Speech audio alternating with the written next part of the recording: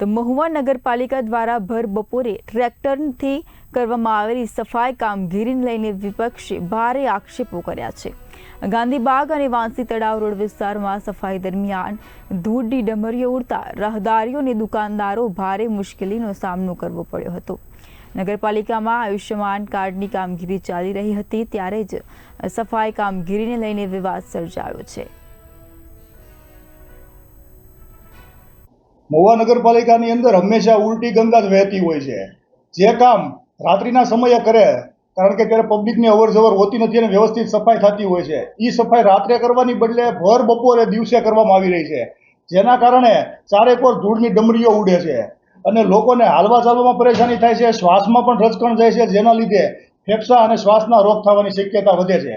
એક બાજુ જ્યારે દેશના વડાપ્રધાન નરેન્દ્ર મોદી આયુષ્યમાન કાર્ડ આપી અને લોકોના સ્વાસ્થ્યને સુધારવાની વાત કરતા હોય છે, ત્યારે એની જ ભાજપની નગરપાલિકા આજે ભર બપોરે બુદ્ધિનું પ્રદર્શન કરી રહી છે।